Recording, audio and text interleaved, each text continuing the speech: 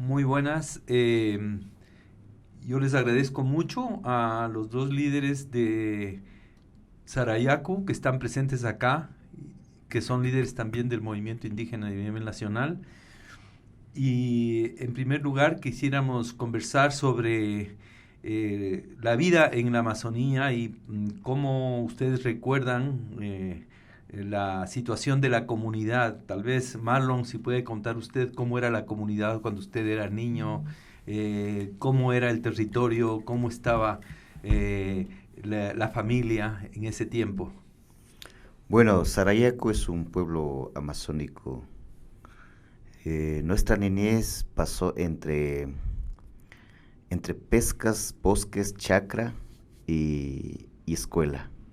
Yo estudié en una escuela fiscomisional, mis padres eran supercatólicos. Yo me acuerdo que quizás haya tenido mis 8 años cuando hubo el primer conflicto entre el pueblo Sarayaco y el Instituto Lingüístico Verano. Sarayaco es una de las comunidades que en los años 80 expulsa al Instituto Lingüístico Verano de su territorio y nosotros observábamos como niños y creo que crecí en un auge donde que mis padres eran curacas, mi mamá era una de las dirigentes que agrupó a muchas mujeres. Me acuerdo que mi mamá logró establecer la normativa que se llamó fuera el trago o el alcohol, porque antes había contrabando a Perú del alcohol, y la organización de mujeres paró a que el trago, el alcohol, no entre a Sarayaco y que es vigente hasta ahora. Entonces, entre la niñez que me acuerdo más, las playas de los ríos, ir a la montaña con la budoquera, entre niños, cazar, pescar, eh, y ver también cómo los dirigentes se movían cuando habían problemas de colonización y lo que más me ha quedado es la presencia del Instituto Lingüístico Verano que fue expulsado. Ujú. Y con respecto al conflicto que ya tuvieron luego con relación a la empresa petrolera, creo que era Argentina, ¿no? No, el primer problema ya es cuando yo soy adolescente, creo que tengo mis 12 años. Por eso me acuerdo que ayudábamos a cargar el masato o la chicha a los viejos que se iban a la frontera territorial con Arco Oriente o Atlantic Royal Dutch Company, eh, que fue un hito importante también porque logran expulsar al Arco del territorio y Arco se ubica donde que ahora es Villano, en el norte de Sarayaco, al norte de Sarayaco, en un territorio quichua mismo. eh, Ali es el primer problema con las empresas petroleras y a nosotros de Huambras entrando ya a apoyar a mis papás, a cargar logística. Nos llevábamos logísticas, un grupo de muchachos haciendo caminatas de 5 o 6 horas a donde que estaban. Y es el primer hito histórico porque ahí se instaura, juntamente con representantes del gobierno, me acuerdo de un tal señor Luna Gaibor en una iglesia, de un señor que en ese tiempo seguramente, Yerak, ¿no? Yerak, exacto, y de dos señores más, de un Arbaez, que era de Petro, en ese tiempo, CP. Cepe, y de otro que era representante del gobierno de asuntos indígenas, no me viene el nombre, y en esos años se inscribe una carta con un acuerdo pueblo de Sarayaku, OPIP, con el gobierno nacional que era Rodrigo Borja, que es la carta un tratado, el primer tratado indígena en el siglo XX se escribe en la expulsión de la Arco, con la presencia de 3 representantes del gobierno y ya luego esto fue efectivizado y enviado al presidente de la República. Se llama el Acuerdo de Sarayaco. Que es básicamente el Básica, reconocimiento territorial. el reconocimiento territorial, la autonomía del pueblo de Sarayaco, el reconocimiento del autogobierno y el respeto al derecho territorial. Hay 7 puntos en esta carta. Es una carta bien histórica en la cual la iglesia es la que media. yo me acuerdo de una iglesia hecha de guadúa, en la cual se juntaban todos los hermanos de la provincia de Pastaza. Me acuerdo exactamente que llegó un guaurani ahí. Todavía los guauranes no eran contactados, casi la mayoría, y llegó un hermano guaurani a solidarizarse con el pueblo Sarayaku con una lanza y sale ese acuerdo. Y luego ya la marcha del 92, que llegó la marcha del OPIB hacia la capital en Carondelet. ¿Y para qué era esa marcha? Esa marcha pedía el reconocimiento de títulos globales de 2.400.000 hectáreas, que luego el gobierno lo redujo a 1.400.000 hectáreas, pero gracias a esa marcha tenemos títulos globales entre los quichuas, záparos, chiviar, achuaras, casi todas las nacionalidades del centro sur amazónico.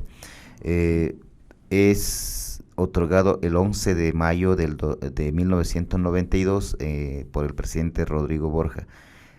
Y bueno, luego ya cuando uno es niño ve, pero ya cuando uno crece con esta lucha, es partícipe de esta lucha y es irrenunciable esto. Ya lo contemporáneo, cuando yo soy ya joven, conozco el mundo de la capital, el mundo de las universidades, y Sarayaku en el último movilización llama a todos los profesionales a ser parte de esta movilización en contra de la CGC San Jorge, y a nosotros nos tocó la fase más dura, que era investigar de dónde provenía San Jorge, quiénes eran los accionistas de San Jorge. Eso fue después de la marcha indígena. Después, o sea, eso ya es, hacia el 2000, ¿no? Ese es el año 2000, bueno, el gobierno otorga en 96, pero se efectiviza en el 2000 las actividades petroleras contra la San Jorge CGC, y bueno, eso aún está vivito lo que pasó con esta empresa y el Estado. Ustedes fueron también a la Corte Interamericana, me parece, o algún organismo internacional, sí, que me establezca, digamos, una claro, sentencia sobre el tema. Sí. Primero nos tocó hacer una alianza con argentinos, con los Madres de la Plaza. Yo tuve que viajar a Argentina, hacer un enlace con los Madres de la Plaza. Estuve en la universidad donde que había estudiado Che Guevara. Hice una campaña en Argentina, investigué de dónde venían esta empresa y logramos detectar que era de un empresario grandísimo, Santiago Soldati y Norberto Morita. Ya después de la violación de derechos humanos en la ejecución del estado de excepción por parte del gobierno de Lucio Gutiérrez, nosotros nos presentamos a la Corte Interamericana. 2 fases que yo hice en la parte de la lucha antipetrolera. ¿Usted era dirigente en ese momento, líder de Sarayaku? No era líder, yo era un Wambra todavía. Éramos un grupo de jóvenes, ya más o menos conocíamos, nos hicimos grupos como, había, por ejemplo, Heriberto Alinga se encargaba de documentar todo lo que pasaba. Nosotros íbamos a la parte investigativa de dónde venían los fondos, de dónde eran las empresas, y la dirigencia, que en ese tiempo era Franco Viteri, él era el nexo con el gobierno. Pedía al gobierno que no militarice el territorio de Sarayaku. Entonces, esa lucha fue más estructurada y siempre la lucha fue pacífica. Nosotros no queríamos muertes. Sabíamos que el gobierno y el ejército, la empresa, tenían todo el poder económico, político del ejército. Una lucha desigual no valía. Entonces siempre mantuvimos la parte legal, la parte técnica, la parte política, y ya después de lo que fue militarización de Sarayaku, 5 muchachos que fueron torturados, nos fuimos a la Comisión Interamericana, luego a la Corte Interamericana. ¿Y la sentencia fue? Fue el 2012,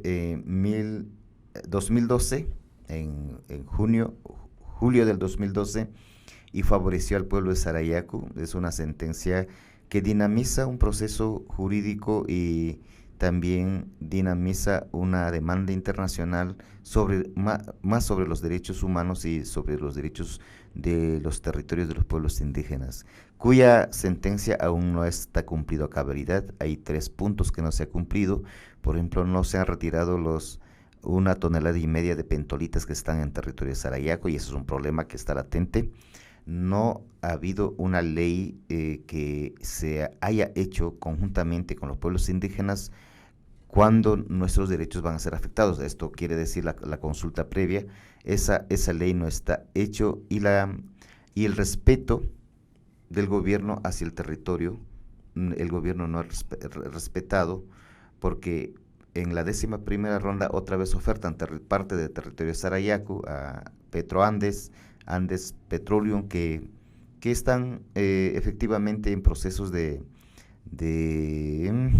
¿cómo es la primera fase de exploración? Entonces, okay, ahí hay una resistencia, también estamos ahí luchando. Muchas gracias. Luego volvemos entonces sobre la continuación de la trayectoria que ha tenido Marlon Santi en este proceso de lucha indígena. Nos ha hecho un resumen rápido de prácticamente varias décadas de conflicto y de experiencia también del pueblo. Vamos con Miriam, por favor. Miriam, cuénteme cómo era su niñez en Sarayaco, cómo era la comunidad, cómo era la familia. Cuando usted era niña, ¿de qué se acuerda?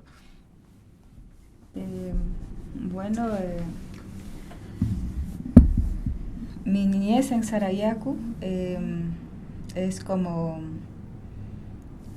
Hay un cambio, diría yo, en mi infancia. Yo crecí con mi abuela en la selva, practicando los roles de la mujer, porque las abuelitas en ese entonces nos transmitían conocimientos de cómo cultivar una chacra, de cómo cuidar una casa, de cómo tiene que ser una mujer indígena dentro de una comunidad. Recuerdo también mi niñez que nosotros más nos dedicábamos a la práctica tradicional. Prácticamente yo crecí casi aislada de la comunidad en sí, sino en una parte donde hoy tenemos como tambos, que es Rotuno. Entonces ahí yo hice la mayor parte de mi infancia creciendo en la selva. Entonces eso más bien nos ha dado esa fuerza de seguir adelante con nuestras prácticas tradicionales, como mujer quichua, identificándonos de cómo tener la relación con la madre tierra. Entonces, eso podría decir de mi infancia, porque no fue una infancia como en la ciudad de diversiones, de todo eso. Más bien nosotros nos dedicábamos a la práctica misma de cómo seguir, de cómo llevar la continuidad de la existencia de un pueblo indígena en la comunidad. Dígame, y en su memoria, ¿cómo era su abuela? ¿Cómo era ella? ¿Qué es lo que le enseñaba? Bueno, mi abuela no sabía leer ni escribir.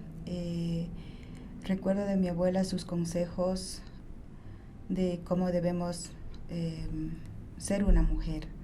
Nos enseñaba, nos transmitía sus conocimientos, sus prácticas tradicionales, las siembras, los cultivos, la utilización de las plantas medicinales. Eso era la práctica diaria que ella me enseñaba. ¿Y cómo fue su juventud?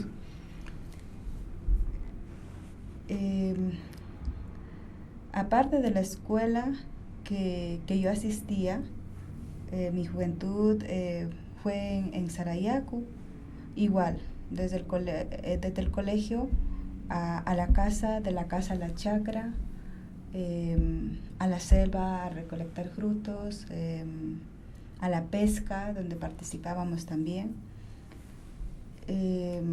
Mi juventud era un poco más curiosa porque quería saber la vida del occidente, quería tener una vida complementaria, se podría decir, conocer cómo vivir esos dos mundos. Entonces era la lucha de una adolescente. En mi inocencia no sabía cómo desenvolver ante la sociedad, pero con el tiempo pasó que yo a los 14 años tuve la oportunidad de salir a la ciudad, acá a la capital de Quito, para estudiar en el colegio. Que pasé 3 años, luego tuve que regresar a Sarayaku porque fue una situación bien difícil. Primero porque yo no tenía familia en la capital. Segundo, había mucho racismo y discriminación dentro de la unidad educativa porque primero el español que yo hablaba no era tan perfecto porque no era mi idioma. Entonces yo sentía ese vacío de no poder entender este mundo del occidente con la nuestra, porque en nuestro mundo nos sentimos libres, nos sentimos un ambiente de paz. Lo que acá nos dificultaba era que con dinero podíamos vivir. Entonces esa era la gran diferencia que yo palpé en mi adolescencia, pero con el tiempo nos tocó adaptarnos a esta sociedad. Dígame, ¿y usted cuándo asumió el rol de líder en el caso de Sarayaku? Yo a los 13 años empecé a participar en cursos o en encuentros de mujeres. Yo recuerdo mi primera participación fue con una organización que se llamaba Comunidad, donde habían mujeres líderes de diferentes sectores. Ahí fue la primera vez que conocí a la Blanquita Chancoso. Era joven y era una mujer líder quien dirigía el grupo de mujeres. Entonces yo a mis 13 años participé, me fui con mi tía a observar qué era lo que hacían las mujeres dentro de ese encuentro. Entonces ellos hablaban sobre el rol de la mujer, sobre derechos de las mujeres, hablaban de varios temas, de cómo atender a las mujeres, a la adolescencia, a la familia. Fue un tema muy interesante donde un poco fui integrándome. Entonces fue un proceso largo para yo llegar a ocupar este puesto. La lucha de las mujeres era de ocupar espacios a nivel organizacional, a nivel político, en los ámbitos donde la mujer también quería demostrar la capacidad de poder ejercer su derecho, y eso era nuestro objetivo. Y nosotros como jóvenes íbamos en ese proceso de seguir formando, de seguir adquiriendo experiencias de otras compañeras, de otras partes del mundo, que a veces hay encuentros internacionales. Entonces siempre hemos estado en esos espacios. ¿Y cómo combinaba su rol de liderazgo con su rol como mujer dentro de la familia, dentro de la comunidad? ¿No había alguna tensión ahí entre ser líder y ser madre o ser mujer? ¿Sintió usted eso? Yo digo que es difícil asumir el liderazgo porque no es nada fácil. Primero está el hogar, los hijos, el esposo, los quehaceres de la casa. Más bien todo ese rol que las mujeres asumimos se nos triplica. O sea, muchas actividades, de cómo organizar las actividades. Yo al inicio, cuando asumí la presidencia de Sarayaku, que lo hizo recién, ¿no? Hace un par de años, ¿no? Hace 2 años y medio. Soy la segunda mujer presidenta en Sarayaku, porque muchas de las veces mujeres queremos ocupar espacios, pero siempre pensando en nuestra familia, en nuestro hogar, siempre nos cerramos y no estamos ocupando los puestos que hemos logrado a base de nuestra lucha, que no ha sido nada fácil. Entonces para mí ha sido un reto, que los primeros meses era, ¿y ahora qué voy a hacer con mis hijos? ¿Cuántos hijos tiene? Yo tengo 3 hijos. Decía, ¿qué voy a hacer con ellos? ¿Con quién voy a dejar? En Sarayaku, o sea, nosotros vivimos con nuestro trabajo, la chacra, todo. Entonces ahora, ¿cómo voy a mantener la limpieza de mi chacra? ¿Cómo voy a mantener mi hogar? Entonces fue una confusión para mí de decirle ahora, ¿cómo me organizo? Me costó 6 meses para yo poder adaptarme a este ambiente de la dirigencia y decirle ya, ahora voy a caminar. Y preguntar a mi esposo, decirle, o sea, yo me sentía como por decir, o sea, débil, porque yo sola no podía. Entonces, gracias al apoyo de mi esposo, diría que yo he podido organizar mis actividades, porque dentro de la familia el núcleo principal es la pareja, padre y madre, en este caso para nuestros hijos, el esposo y la esposa. Entonces los dos tenemos que apoyarnos para poder salir adelante, porque si uno no nos apoya, entonces no estaríamos ejerciendo lo que nosotros estamos haciendo, ¿no? Y el rol que tiene la comunidad le apoya en ese rol de madre, de mujer. Y gracias a todas las explicaciones, se podría decir, en este caso, yo tengo apoyo de mi pueblo. El pueblo me apoya, más que todo mi familia, porque mi familia es el pilar fundamental que me ayuda a mantener mis huertas en Sarayaku, porque si no, yo no tendría mi alimentación de todos los días para preparar la chicha, todo eso. Y estamos ahí, y siento que solo la organización dentro de la familia nos puede ayudar a encaminar para poder lograr y representar al pueblo, a lo que nos da un mandato para seguir adelante. Vamos a tomar un cafecito, Marlon, si quieres. Gracias. Por favor, venga. Miriam, y entonces,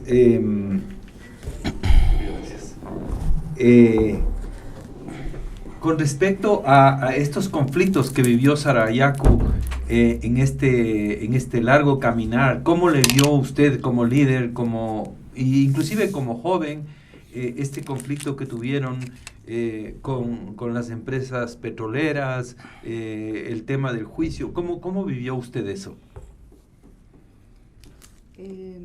Para nosotros no ha sido fácil vivir ese ambiente, porque ha sido un ambiente de mucha preocupación, de mucha angustia, de mucha tristeza,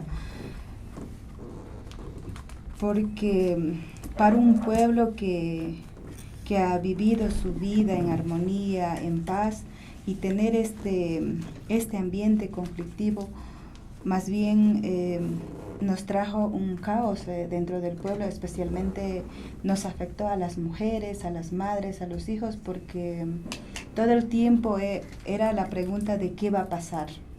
Si la empresa va a entrar al territorio, qué va a pasar con nuestros hijos. O sea, pensar en las futuras generaciones, porque cuando una empresa al territorio, lo que vamos a sufrir somos nosotros quienes estamos ahí,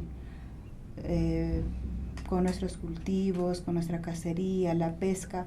Todo eso se iba a ver afectado, porque en Sarayaku nosotros no necesitamos dinero para vivir, pero cuando la empresa entra y deja destruido, claro que muchas familias tendrían que migrarse para poder solventar los gastos de sus hijos, todo, porque ya nos hubiera tocado vivir con dinero, ¿no? Entonces para nosotros eso era una preocupación muy grande, y las mujeres dentro de mi pueblo han sido el ícono fundamental en la lucha contra las empresas petroleras en el territorio Sarayaku, de decir no, y demostramos de que nosotros no íbamos a estar de acuerdo para que nuestro espacio de vida quede destruido. Entonces usted, cuando, por ejemplo, este último conflicto que tuvieron con la empresa esta argentina, ¿cómo vio usted este conflicto? Nosotros, bueno, yo personalmente sentía una pena, porque primero Sarayaku no fue consultado. No teníamos una información de qué mismo iba a pasar, porque el gobierno tomó una decisión y dijo, bueno, este bloque se va a explotar o se va a sacar el petróleo, y se fue. Entonces para nosotros era una preocupación muy grande, porque era un espacio sagrado para nosotros, donde muchos árboles, lugares sagrados iban a ser destruidos, pero yo de mi parte en ese entonces trabajaba en área de secretaría. Yo era la persona quien organizaba la comunicación, las ruedas de prensa, los trámites. Entonces tuve la oportunidad de vivir ese momento cuando ni siquiera nos daba sueño, cuando tuvimos que enfrentar todo ese proceso y fue una lucha muy, muy grande y de mucha responsabilidad para el pueblo de Sarayaku. Una pregunta, usted como mujer, como madre, ¿cómo ha visto la situación de los jóvenes actualmente? ¿Qué pasa con los jóvenes? ¿Hasta qué punto mantienen la cultura? ¿Ha habido cambios en ese nivel? ¿Ha adquirido nuevas costumbres? ¿Cómo está la situación de la comunidad y de los jóvenes en este campo? Hablando de los jóvenes de mi pueblo, de Sarayaku, sí hay un cambio. Estamos viviendo dos mundos en mi pueblo. Lo que es la tradicional nuestra y lo occidental. Combinamos la vida actualmente. Hay colegio, hay escuelas, tenemos centro de internet. Entonces los jóvenes manejan la comunicación, lo que antes nosotros no hacíamos. Ya tienen conocimiento de manejar los equipos tecnológicos como la computadora, los celulares, las cámaras, que ha sido muy importante para que los jóvenes tengan ese conocimiento, y nosotros también como dirigentes que estamos al frente estamos capacitando para que ellos también vayan para que vayan adquiriendo conocimientos para poder complementar conocimiento, porque con la experiencia de que nosotros vivimos con esto de la empresa CGC, fue muy importante lo que hizo Heriberto, de documentar. Nosotros sin esa documentación, sin ese conocimiento, ¿qué hubiera sido el destino de Sarayaku? No hubiéramos tenido las pruebas suficientes para demostrar ante la Corte Interamericana. Entonces, por ello, nuestros jóvenes saben lo que es la vida propia de Sarayaku, la cacería, la pesca, los conocimientos tradicionales, todo, pero también tienen que conocer la parte occidental para poder defendernos, porque ahorita ya no estamos en ese tiempo de que vamos a vivir como éramos antes. O sea, más bien tenemos que irnos superando. Entonces eso es lo que los jóvenes actualmente están viviendo, un cambio, pero utilizar las tecnologías responsablemente, porque usted sabe que ahora todos los equipos tecnológicos depende de cómo den el uso también, ¿no? Entonces siempre tratamos de que estas prácticas sean ¿Y ellos salen a trabajar a la ciudad? ¿Salen a trabajar al Puyo? Tenemos jóvenes que están estudiando, jóvenes bachilleres que se están preparando en la universidad. Y jóvenes que ya se han profesionalizado, sí están trabajando también en instituciones públicas.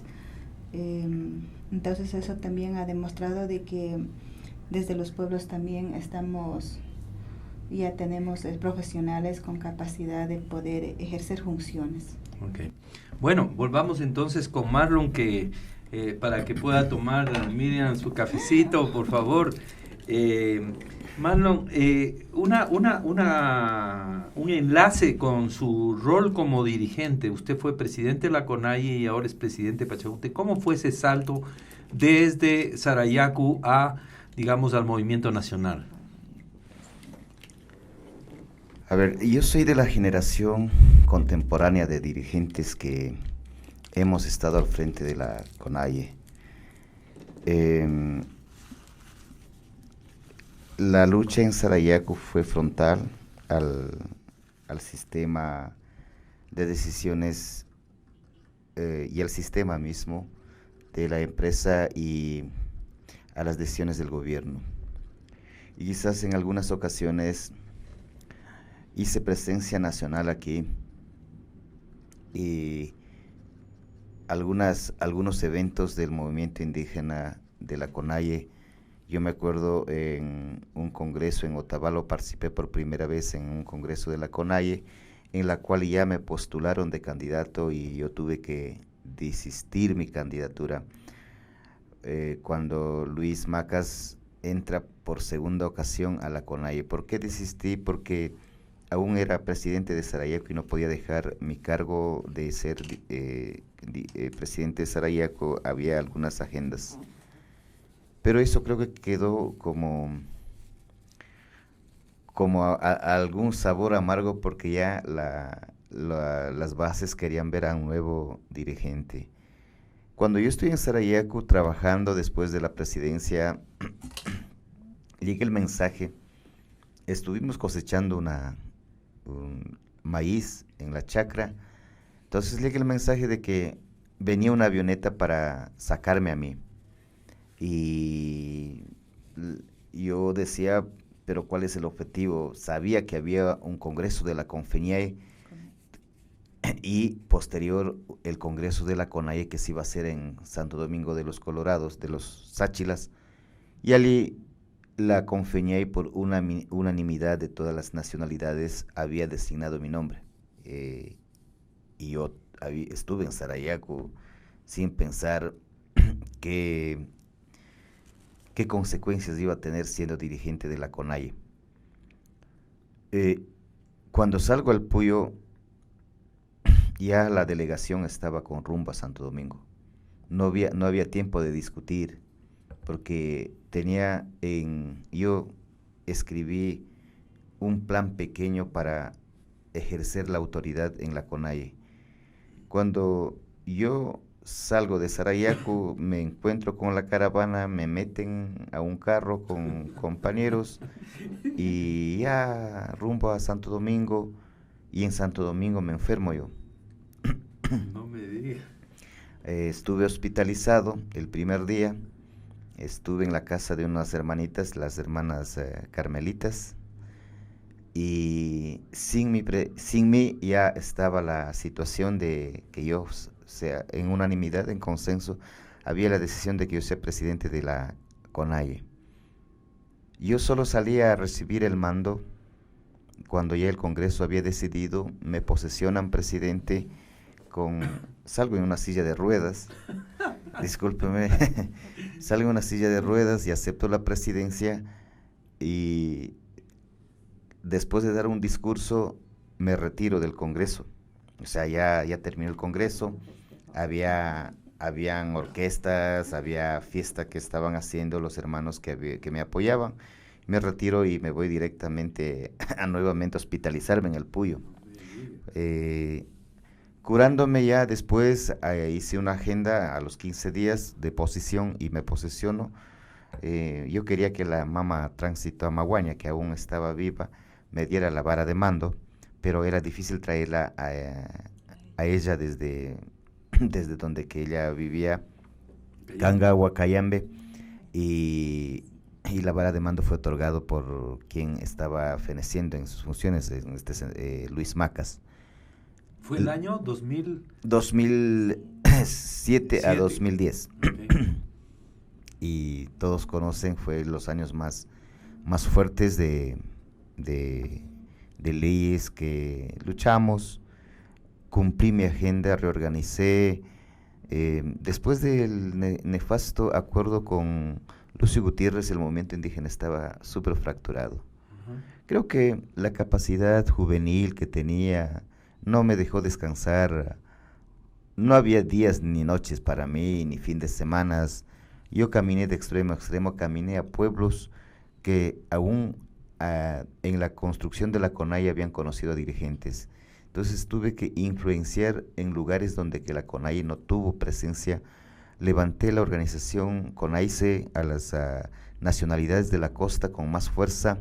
¿Qué tal fue conocer esta diversidad de pueblos indígenas? Muy grande, y lo común que tenemos que nos parecemos en los rostros. Yo conocí, por ejemplo, a los chachis, que se parecían a la gente de mi tierra, de Sarayaco, a los éperas, que parecían los quichuas, y las costumbres casi de los pueblos originarios es abierto, no hay limitación, venga a la casa, comamos de lo que haya, y caminé bastante, no tuve descanso hasta integrar la unidad del movimiento. igual hicimos una alianza estratégica entre las tres federaciones grandes, la FEINE, FENOCIN. Hicimos una unidad en el tema de la reforma a la ley de aguas, que iba a haber una privatización, lo paramos eso. Bueno, esa fase de la CONAIE es una fase no tan alegre, porque yo tuve que enfrentar una judicialización de sabotaje y terrorismo por una movilización no me diga. que hice en todas las regiones, y terminé en Otavalo, y ahí es cuando muere. Fue con el asunto de la presencia de Evo, me parece. De Evo, de Chávez, que vivía todavía, claro, de la Gran Alianza ALBA. ¿Qué pasó ahí?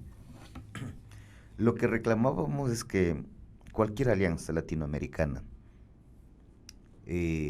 pueda ser esta revolucionaria, económica, social, político, no puede hacerse sin indígenas, sin la representación de los pueblos indígenas, porque en verdad los afectados de las políticas públicas o los efectos que tenemos somos los pueblos indígenas, y allí exclusivamente trataban de los recursos estratégicos como el petróleo y el gas, y ese es el problema que es latente hasta ahora en territorios indígenas.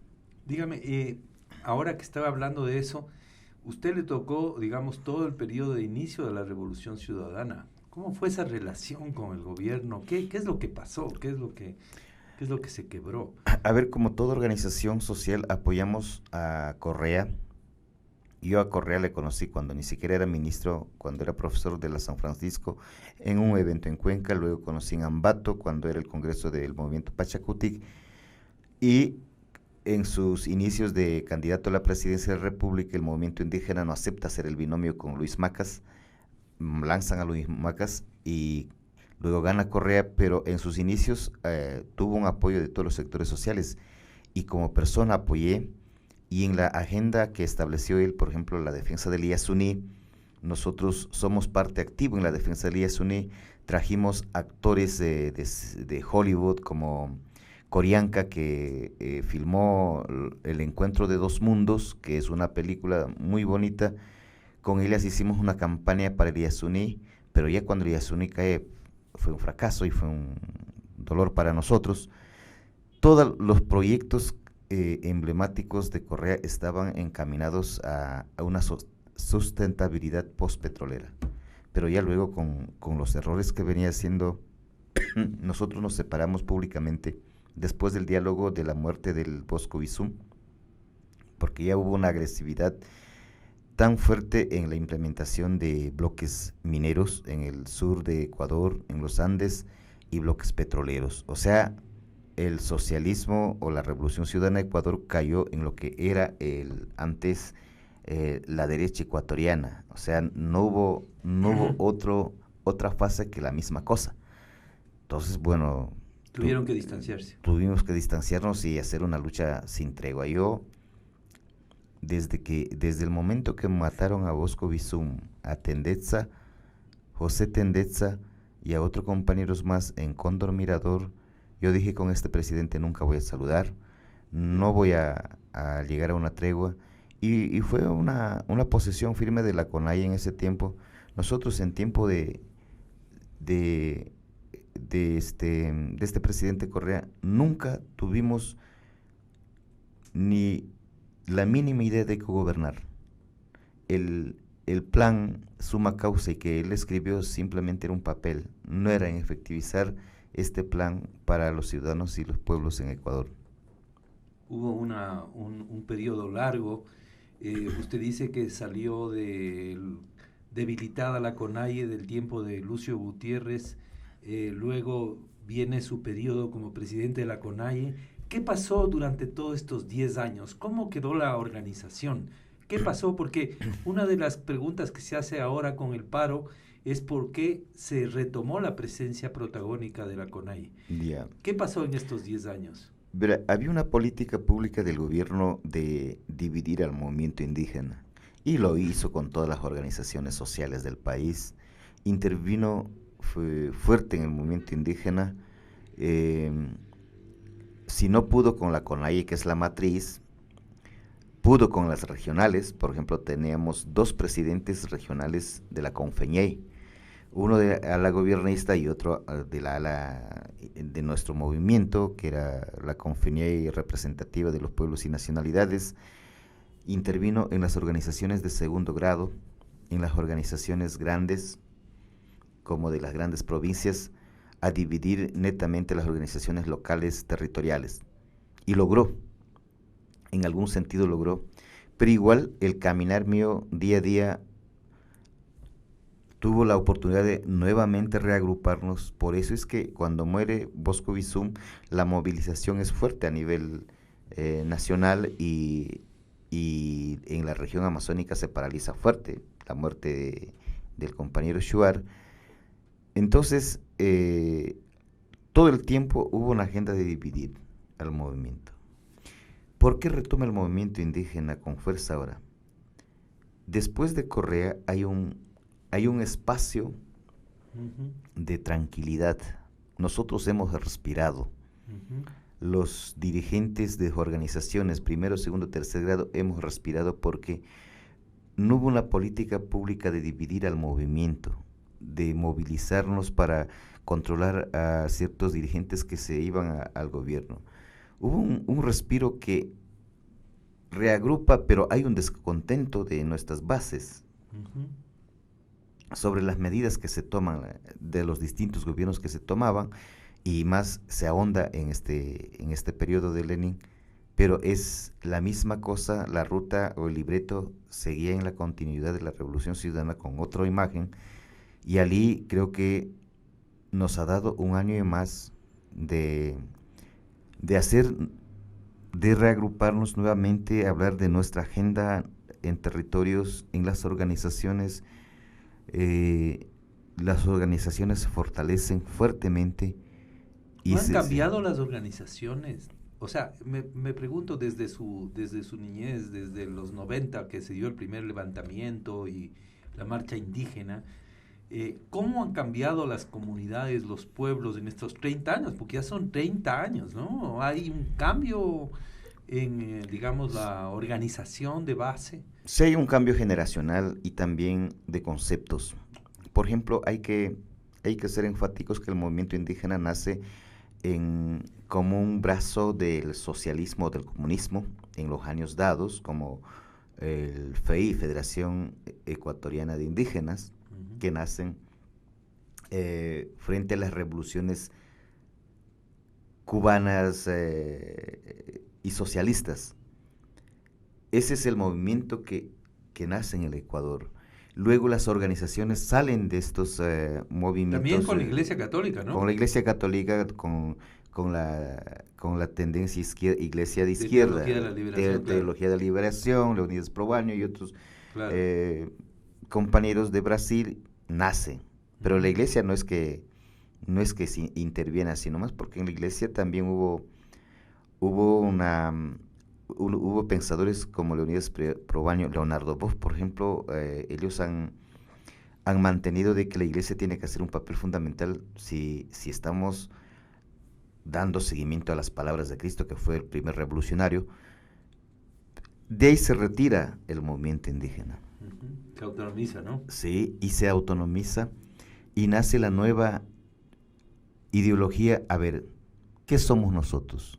Y hasta ahora se discute si somos izquierda, socialista o qué mismo somos. Y casi el rezago del socialismo, del comunismo existe en nuestras bases. Pero hoy hay una nueva corriente de cambio. Nosotros somos del pensamiento de la Pachamama. O sea, en el socialismo o en la izquierda dinámica del comunismo no hay este concepto del respeto de la madre tierra y el respeto al ser humano, o la dinámica del respeto de esos dos sujetos que son Pachamama y el ser humano.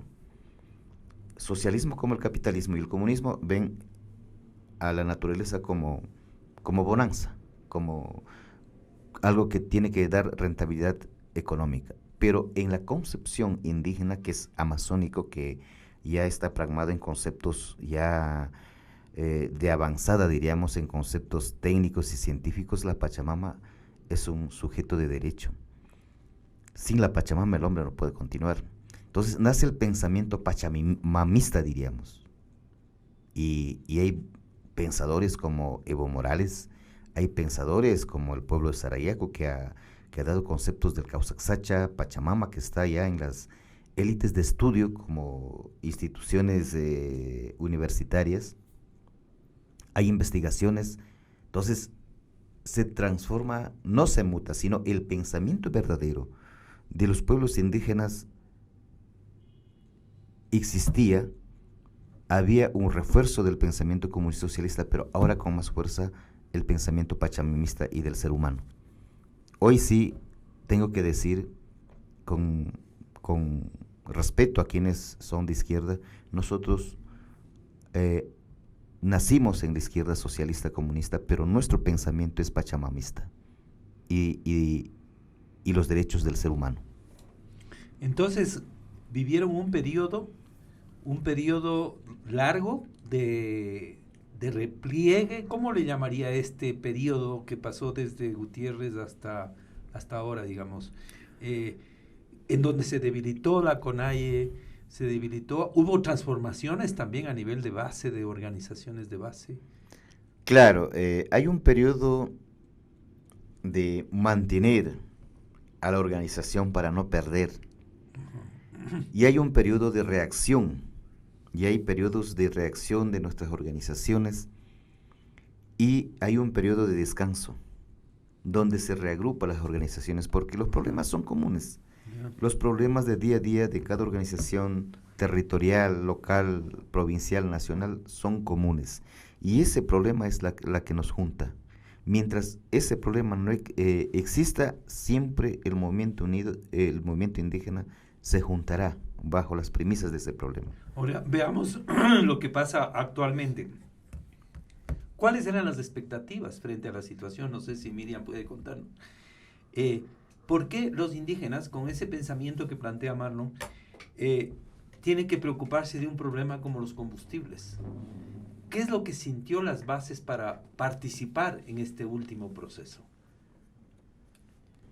Es la pregunta que todos nos hacen, que por qué desde las comunidades sentimos afectados para salir a la movilización, ¿no?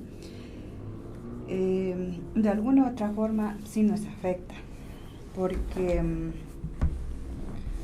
aunque no utilicemos en gran cantidad lo que es la gasolina, sí nos afecta.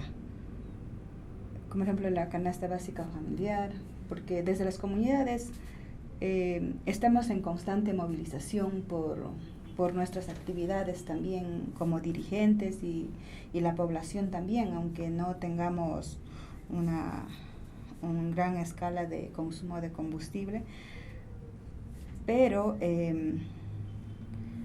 como hace rato te decía que nosotros no tenemos un ingreso, todas las familias no tenemos un ingreso económico justo, los sueldos son muy bajos, entonces que un galón llegue a costar como $2 y algo, $3 y algo más, para nosotros era muy difícil, porque tenemos hijos que están estudiando en la ciudad, entonces los padres movilizan, a veces sacan sus productos, eso no nos cubría lo suficiente. Por eso era muy importante también la participación nuestra, porque la convocatoria de la CONAIE y como bases de la CONAIE nosotros respondemos a la convocatoria. ¿Y los jóvenes, la gente más joven de su comunidad, cómo sintió este tema? Los jóvenes son los que más se sintieron la afectación. Así no. Porque dentro del pueblo la movilización que tenemos es por vía fluvial o aéreo. Entonces los costos suben, pero nosotros no tenemos un recurso que nos suba el sueldo. Uh-huh. Entonces más bien era una cosa muy seria y nos perjudicó a todos. Marlon, usted decía que habían tenido un momento, una pausa de cierta oxigenación, con cierta tranquilidad. ¿Qué pasó en la relación con el gobierno de Lenín Moreno? ¿Por qué ese distanciamiento? Porque ustedes también inclusive participaron en algunas cuestiones, ¿no? A ver, Lenin hace una propuesta a la nación que se llama el diálogo de brazos extendidos. Nosotros somos parte del diálogo,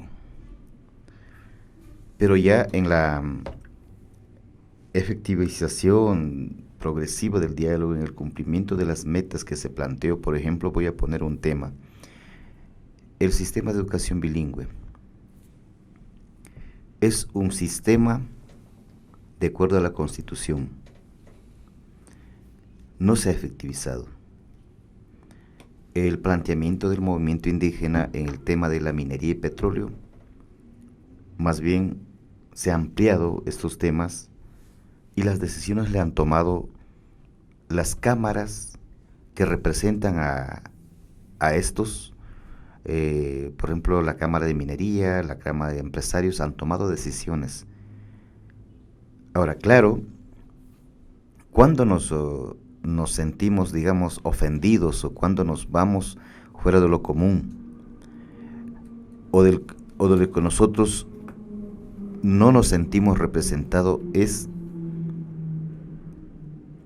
en la palabra tácita, en la facturación de la mala administración de los gobernantes al pueblo ecuatoriano. Y esta afectación a los indígenas del campo, de la selva, a los campesinos, a la clase más pobre. ¿Por qué la movilización se enfatizó más con el decreto 883? El Ecuador, el ciudadano común y corriente, no conoce primeramente la carta de intención con el Fondo Monetario Internacional, que es el tema de discusión.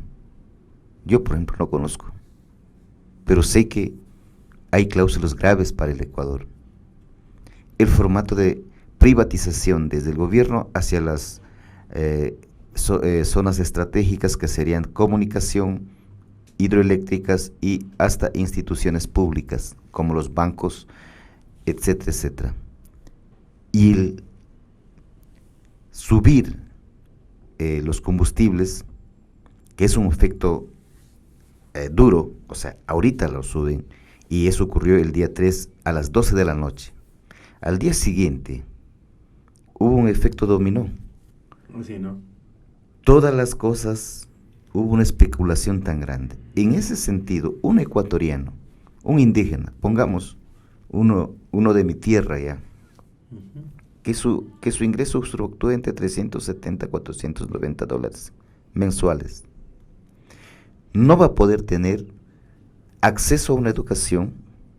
Voy a poner este caso extremo.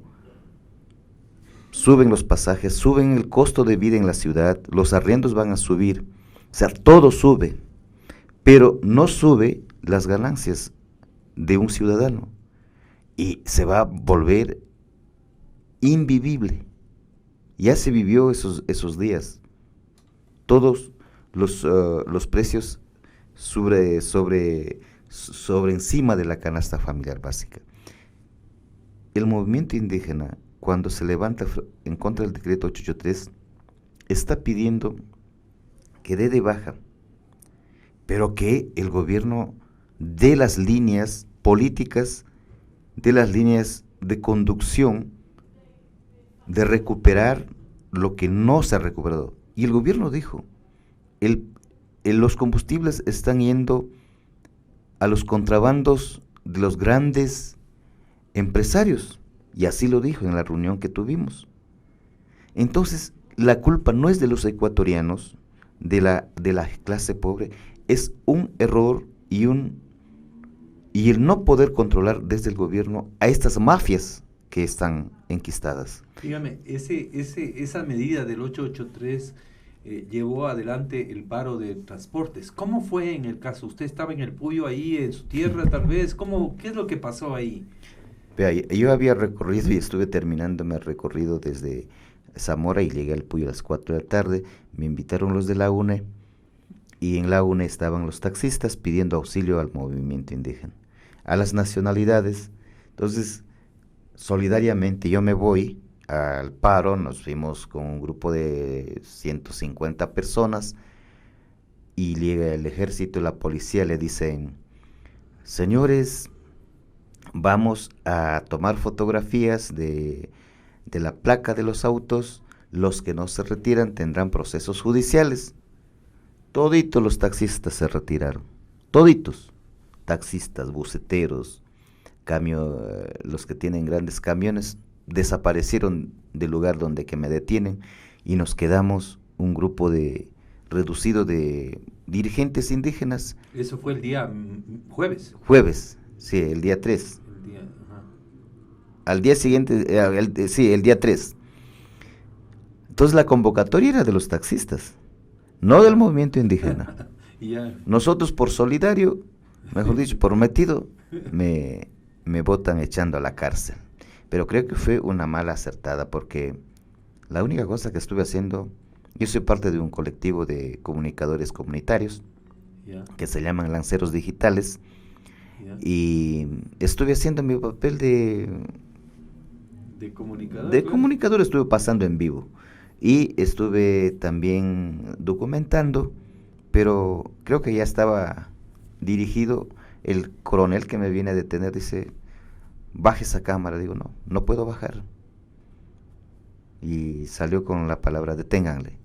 Cuando me detuvieron, hay una reacción de los taxistas, o sea, de los transportistas, ya no solo en Puyo. Ya. Casi hace un efecto igual que el 883 dominó. Hay una reacción nacional, la preocupación de todos los coordinadores a nivel nacional, de todos los dirigentes, y esa noche sale el movimiento indígena. Ajá. Esa noche sale y el error lo hace el gobierno. O sea, porque hasta ese momento la CONAIE... Claro, estaba viendo, o sea, nuestra planificación era para el día 14. Ah, para el 14, claro. Íbamos a salir el día 12, pero el día 12 era un fin de semana, que era un día sábado. Nuestra planificación era por temas igual, de decreto y otros, sí, programación. Claro. Pero esa noche, con la detención, salen. Y cuando yo salgo de la cárcel, que era a las 4 de la tarde, ya estaba paralizado Ambato.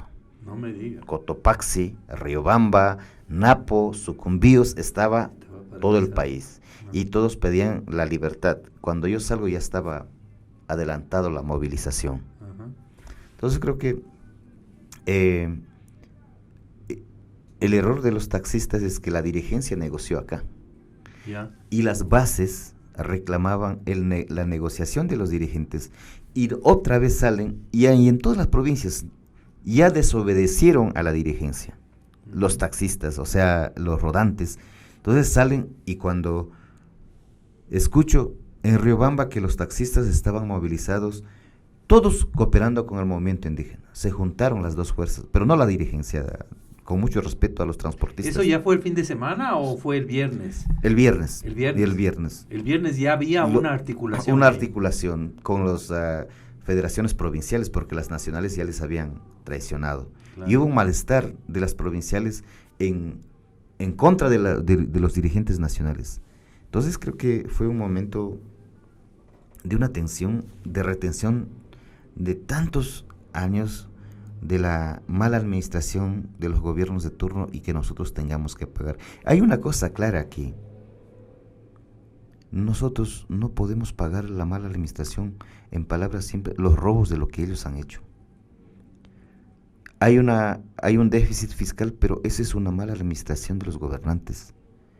Y quieren taparse. Yo repudio lo que ha pasado con las movilizaciones de gente que ha querido facturar a nosotros todos los desmanes que han hecho.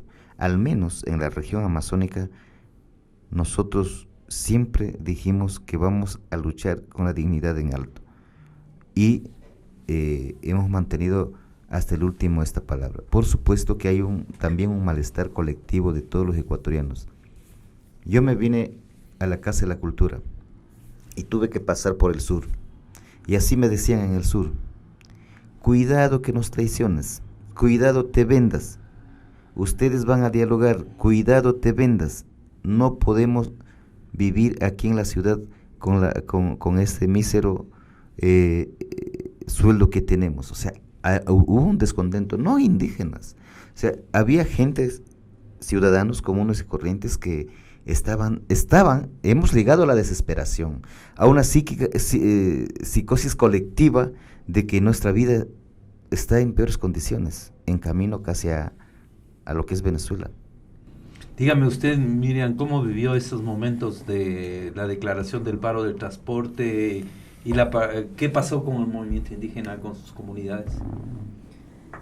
Bueno, hasta el momento en las comunidades... en esa semana. En esa semana, justo cuando los transportistas se paralizaron, había tranquilidad porque la CONAIE había hecho la convocatoria para 14 de octubre, entonces todavía estábamos en proceso de organizar, de planificar con cuánta gente íbamos a participar, todo eso, pero como se adelantó y justamente yo también estaba esa noche cuando le detuvieron al Marlon, estuve con mi hijo y fue una cosa inesperada que nos pasó. Fuimos arrastrados, fuimos golpeados por la fuerza pública, estaban policías, militares. Cuando los transportistas nos abandonaron, en ese momento se fueron y nos quedamos como 20 personas que nos fuimos a solidarizar y dar un acompañamiento de que nosotros también estábamos en el mismo proceso. Fue un momento de mucha tensión. Cuando pasó eso de la detención, como que la gente se despertó y dijo, no, tenemos que salir y que esto no debe estar pasando. Entonces, pasó lo que tenía que pasar, nos organizamos así muy rápidamente, a la gente no le importó caminar, venir en días de lluvia. Desde las comunidades se movilizaron por camino, por río, en canoas, por todos lados, pero estuvimos ahí. ¿Y la gente del Puyo también se participó? ¿Los urbanos? Sí, prácticamente esta movilización no era solo de los pueblos indígenas, más bien hubo esa unidad, esa fuerza se vio porque prácticamente todos estábamos afectados. Peor la gente que vive en la ciudad, que día a día viven con lo que es, con los gastos diarios del uso de combustible y de otras cosas de primera necesidad. Entonces se vio afectado y tuvimos esa solidaridad, ese apoyo. Más bien cuando la gente llegó, el apoyo logístico llegaba todos los días. Entonces fue un momento de mucha solidaridad y de apoyo de todos los sectores sociales. ¿Usted que vino por tierra desde el Puyo? Bueno, yo justamente en esos días tuve una invitación a São Paulo de Brasil para una conferencia en algunas universidades. Entonces justo esa noche yo llegué a Ecuador. Al aeropuerto. Entonces, justamente yo estaba viajando al Puyo y ya estaban empezando a cerrar las vías.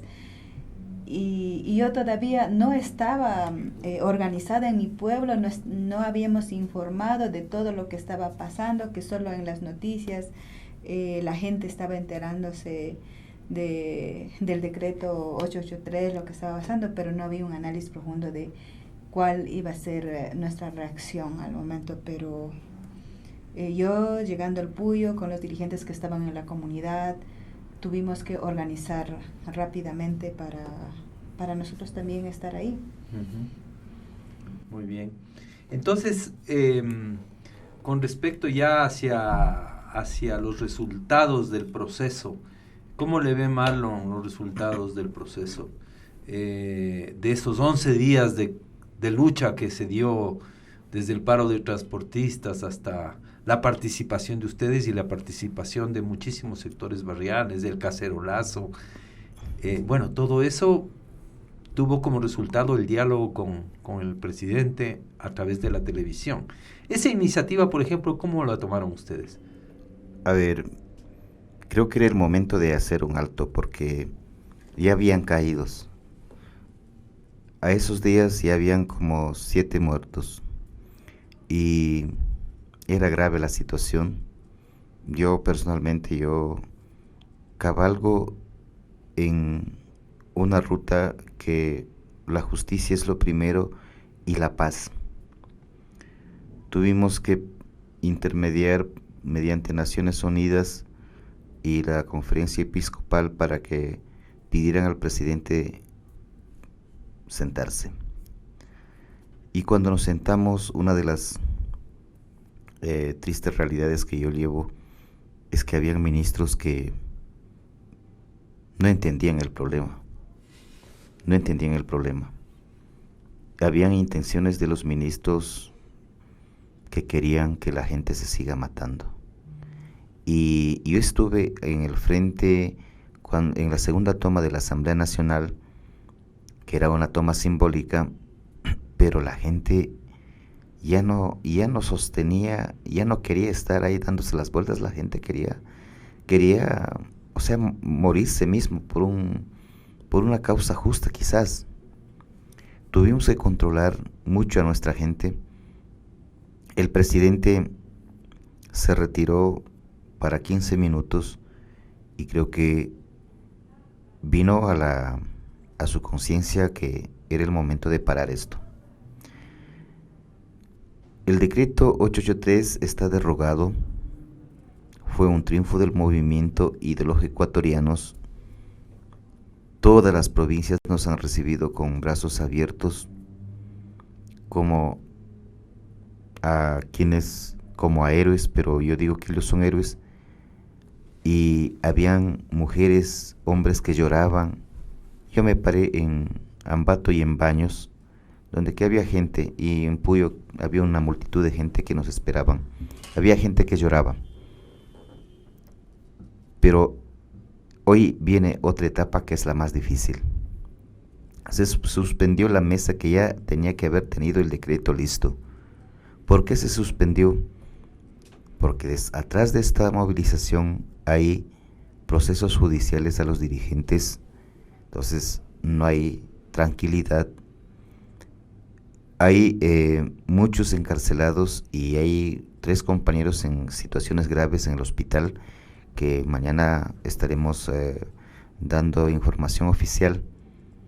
Entonces se suspendió esa mesa. Mañana hay la reunión entre pueblos y nacionalidades y mañana se hace la ruta. ¿Cuál es la mejor forma de resarcir el problema con los ecuatorianos? ¿O es que los ministros que obedecen al poder económico del país van a imponer un nuevo decreto? Si hay eso, te aseguro, yo como Marlon Santi me retiro de la mesa. Y todo lo que pase de ahí en adelante será responsabilidad del ministro y del presidente.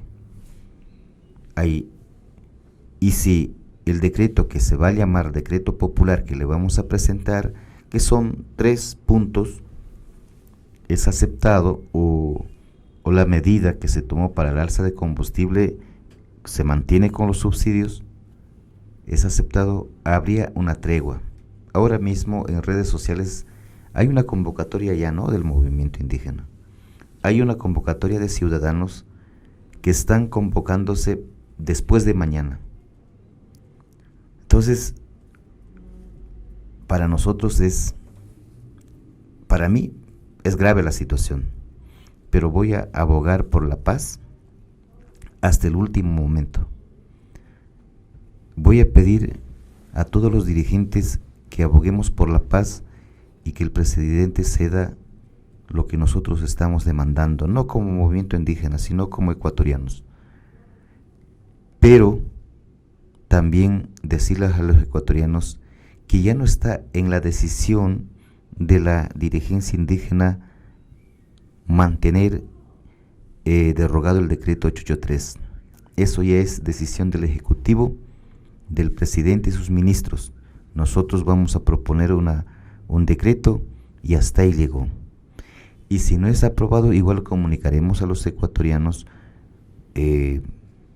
Pienso que el presidente debe tener a estas alturas información pura, clara de lo que pasó en los 11 días y tiene que tomar correctivos y directrices para el bienestar de los ecuatorianos. En esos puntos, se incluye algunos aspectos que tienen que ver con esa oferta que hizo el vicepresidente y también el secretario del presidente Briones respecto a una serie de puntos sobre el tema del agua, el tema de los créditos o esos puntos más específicos para, digamos, para indígenas, campesinos, sector rural, agrario, no lo están ya discutiendo.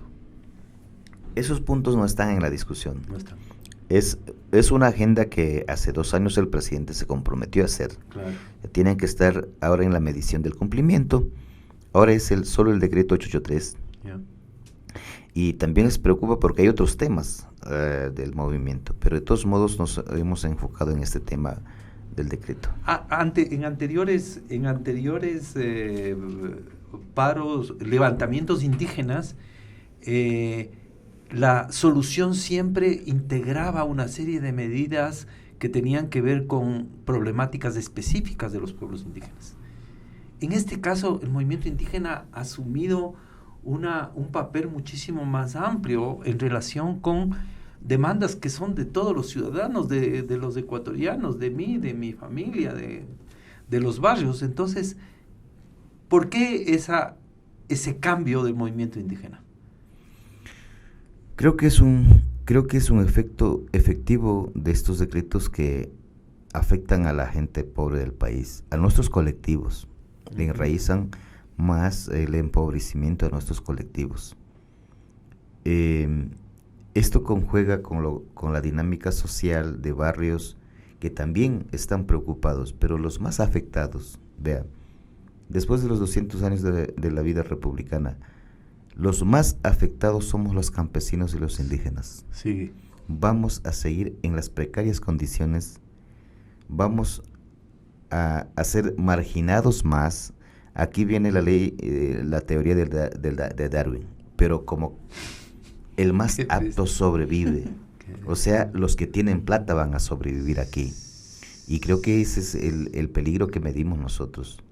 Un campesino no puede generar agricultura cuando los insumos van a subir, cuando sus parcelas o el riego de agua va a subir, o sea, todo va a subir. Entonces, ese efecto tenemos claro los dirigentes. Si fuera que no va a afectar a nosotros, no saldríamos. Y esta afectación lo lleva al colectivo de los ecuatorianos, de todos los ecuatorianos que están preocupados. Por eso en Quito, agradecerle en la última parte, Quito, Luz de América, se conmovió con los indígenas que venimos acá. Muchos nos han dicho que hemos destrozado un montón de cosas, que hemos quemado un árbol, creo que es en el Ejido, pero empresas que están asentados en Quito van a devastar miles de árboles en la región amazónica. Eso no quiere decir que yo estoy de acuerdo con eso. Vamos a entablar un proceso que repercuta reciprocidad en la ciudad, con el campo y con los pueblos de las nacionalidades indígenas. Muchas gracias, Marlon. Por último, Miriam, quisiera preguntarle a usted la sensación que tuvo usted en el diálogo en la televisión. Usted dijo, somos del Estado, pero no somos consultados. Cuando dicen que pueblos indígenas y campesinos somos los pobres, labramos, cultivamos, alimentamos de la ciudad y sin embargo nos tratan de pobres. Han muerto nuestros hermanos. Eso quiere decir que nuestro propio presidente nos manda a atacar con hombres armados cuando venimos en lucha pacífica. Hemos dejado a nuestros hijos en la selva, no sabemos si están comiendo mal, si no. Yo mismo he pasado 12 días en la calle, señor presidente, pero no me siento sola porque la lucha ha sido de los pueblos mestizo, afro, indígenas, nos hemos unido todos. ¿Cuál fue la sensación cuando usted estuvo en ese diálogo? En ese momento no estaba nada planificado de que justamente yo iba a intervenir. Ese momento yo dije lo que me salió de corazón porque yo estaba viviendo ese ambiente en ese momento porque todo era preocupación porque no teníamos noticias cómo estaban en nuestras casas, cómo estaban nuestras familias, nuestros hijos, porque venir desde las comunidades hasta la capital era muy difícil, pero estuvimos aquí. La fuerza se vio, la unidad se vio. Los pueblos esta vez habíamos dado una lección de que solo la unidad puede romper muchas cosas y se puede lograr. Por eso yo hablé, porque viví ese momento cuando nuestros hermanos fueron caídos, derramaron sangre en la calle, y el presidente no tuvo compasión de esas mujeres quienes estuvimos al frente, de esos jóvenes, de esos hombres quienes estuvimos juntos, cargados a nuestros hijos, porque a una señora se le murió un bebé recién nacido, se asfixió, y era muy doloroso. Imagínate un niño que tiene un propósito para el futuro y se fue muy temprano, a muy temprana edad, a días de nacido, y eso fue duro. Y muchas personas cuando decían, ¿por qué salen madres embarazadas? ¿Por qué salen madres con hijos? ¿Por qué salimos? Porque estamos reclamando nuestro derecho y reclamando derechos de nuestros hijos para que tengan un legado en las futuras generaciones, tengan una vida digna, una vida que puedan gozar. Como por decir, siempre yo digo que nosotros no podemos permitir que la selva amazónica se destruya, porque después, ¿cuál va a ser el legado que vamos a dejar a nuestros hijos, así como nos dejaron nuestros antepasados? Porque la lucha ha sido, o sea, toda nuestra vida hemos luchado para conseguir. O sea, los gobiernos de turno, quienes se sientan en el escritorio, toman decisiones por nosotros sin habernos consultado. Lo más justo sería que nos consulten a la mayoría de pueblos, de sectores campesinos, de sectores sociales que vivimos en la vulnerabilidad. Nos deberían consultar para nosotros también expresar nuestro sentimiento de cómo vamos a sentir la afectación o estamos conformes. No hay ese ambiente. Cuando hablan de un Estado plurinacional e intercultural, o sea, prácticamente solo quedamos escritos en la hoja. O sea, no hay un cumplimiento de que ejerza ese derecho con todos. Entonces, eso es lo que yo pude decir al presidente, lo que en ese momento estaba viviendo. Y fueron palabras que nacieron desde el profundo de mi corazón, porque en ese momento yo sentía esa tristeza, porque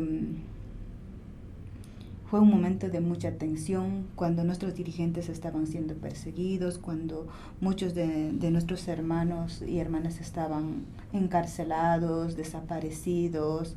Entonces, ese momento no sabía si gritarle, si llorarle, y era un momento difícil para yo poder expresarle, pero lo dije, lo que yo estaba pensando decirlo si hubiera tenido ese momento de poder expresar, y pasó.